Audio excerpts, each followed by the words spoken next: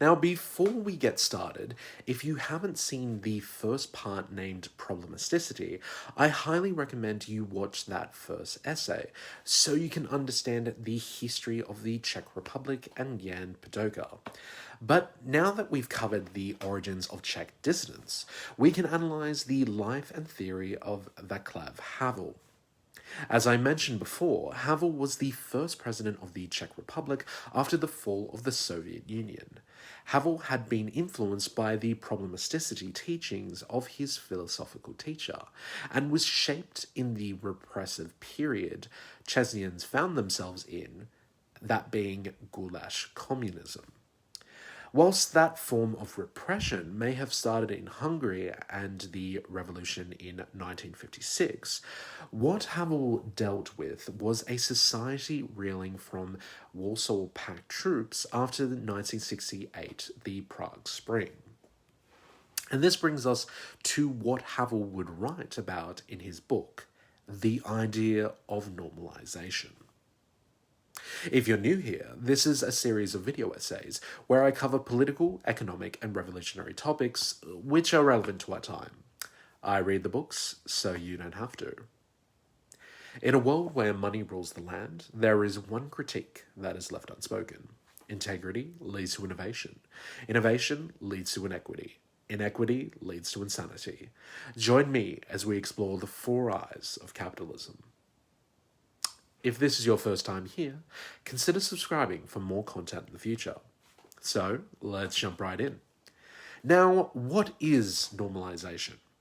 Havel starts by comparing the 1970s Soviet dictatorship in comparison with other classical dictatorships. For Havel, the classic dictatorship has a small group of people who are responsible for the government, their influence is local, lacks historical roots, and is under a fixed ideology. Whereas the Soviet dictatorship is controlled by a powerful Eastern Bloc, each country is subordinated to a superpower, and it has kept on the rhetorical and history of communism, despite abandoning the substance of the social movement. However, the Soviet dictatorship remains flexible like a secularized religion. To wandering humankind, it offers an immediately available home.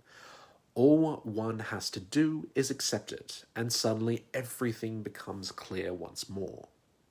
Life takes on new meaning, and all mysteries, unanswered questions, anxiety, and loneliness vanish. Of course, one pays dearly for this low-rent home. The price of abdication of one's own reason, conscience, and responsibility for an essential aspect of this ideology is the consignment of reason and conscience to a higher authority. The principle involved here is that the center of power is identical with the center of truth. This low-rent home metaphor sparks an antidote in Havel's book about a greengrocer. Effectively, the grocer puts up a sign in his shop stating that workers of the world unite, a common communist slogan straight out of Marx and Engels' manifesto. But it isn't there because of enthusiasm for the ideology, it's for compliance sake.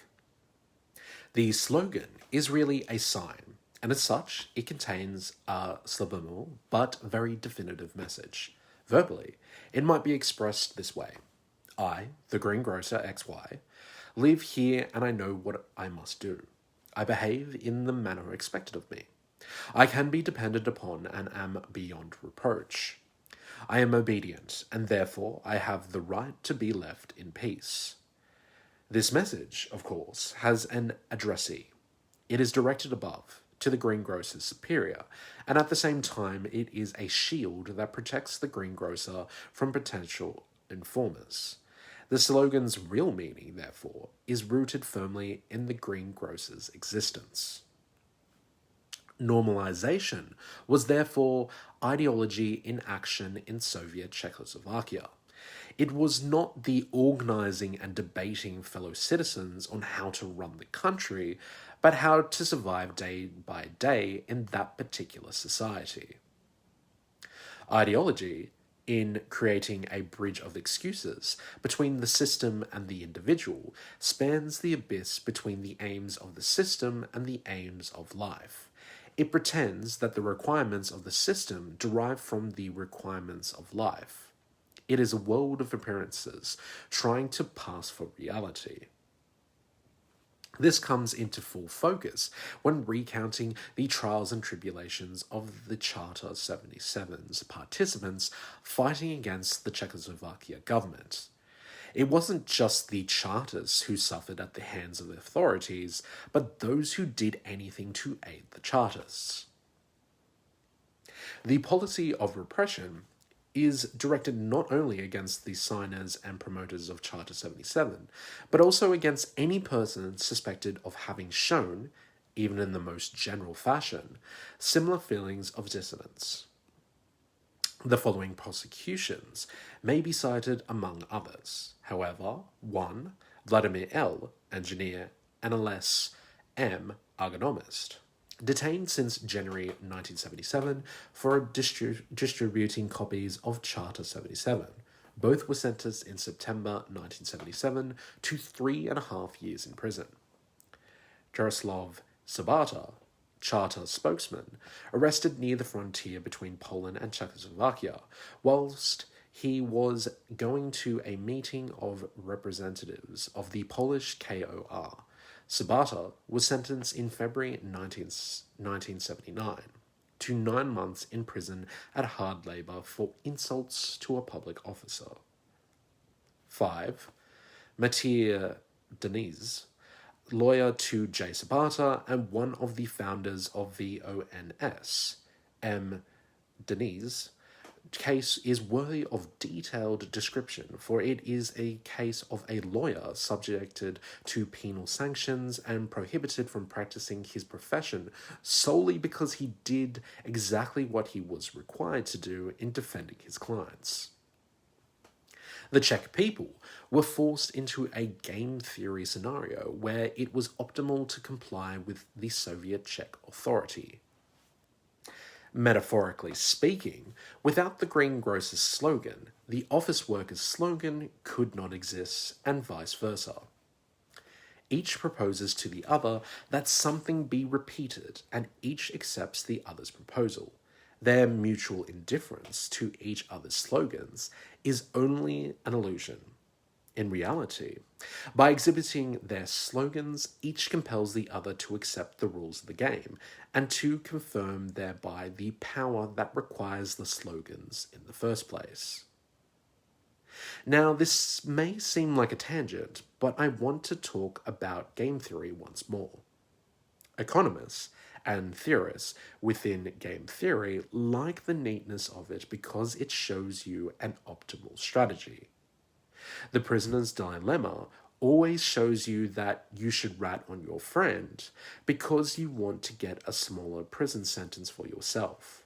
After all, the worst case scenario is you get a 2-year prison sentence if both tell on each other, and 0 if you tell and your friend doesn't. But the real world has far more variables and doesn't live in a vacuum. So this is my first conclusion here. Anyone who ever says that game theory suggests that people are selfish basically doesn't understand game theory. Game theory can tell you what to do if we know exactly what you want. If we know what you want, we can tell you what to do.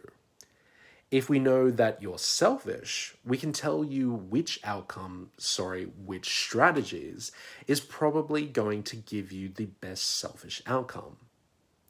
If you're not selfish, if you care about other people, then we can probably work together and we can probably get towards this good outcome of only getting 1 year in prison each. But that only works if you have a degree of non-selfishness.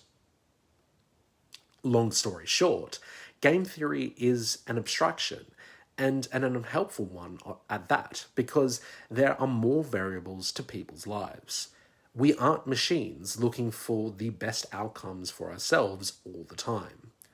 Much like the prisoner dilemma, Soviet Czechoslovakia assumed that flying under the radar was the only consideration Chechens had to consider. For Havel, living in this optimal game theory landscape was living within a lie, and all it took was someone or a symbol living within the truth and fighting against the instinct of self-preservation to light a spark against a repressive regime. This took the form of some of the members of the rock band The Plastic People of the Universe being put on trial in 1976.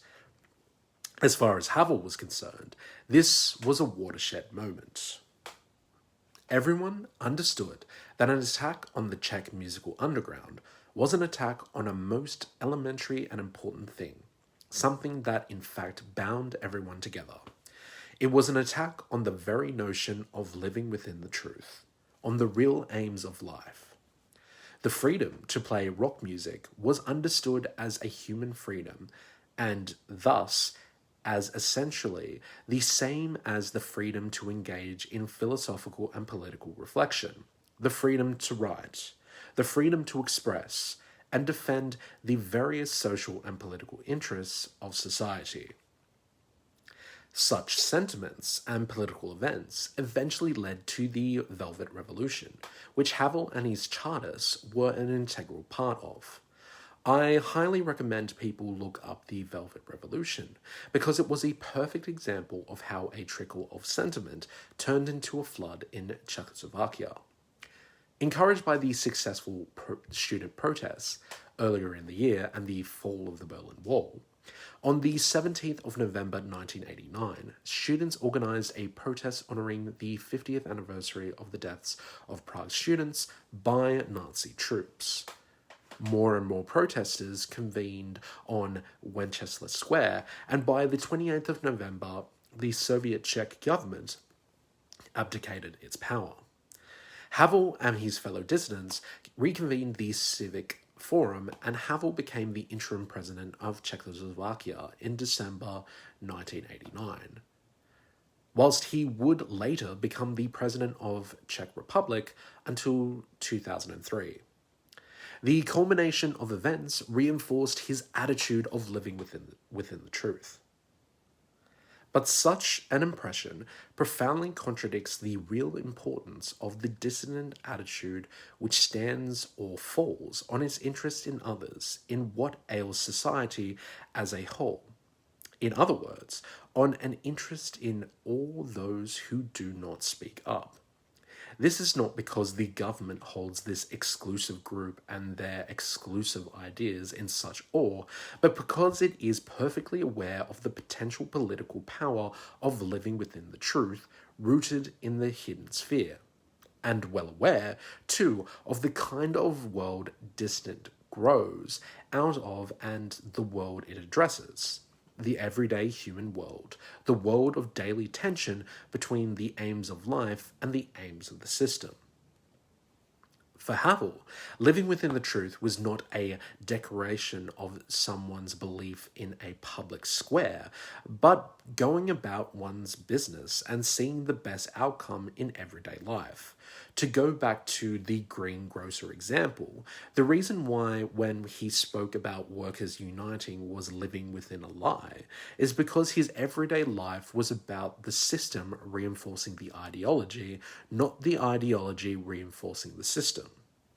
For Havel, the simple act of citizens adopting the pre-political tendency towards dissidence would arise simply by trying to go about their lives without the explicit consent of the regime. This was what he called the hidden sphere, and with the right motivation, it would lead to peaceful revolution. If you haven't already, like, share, and subscribe for more content in the future. And remember, folks, to keep thinking and keep learning. Goodbye till next time.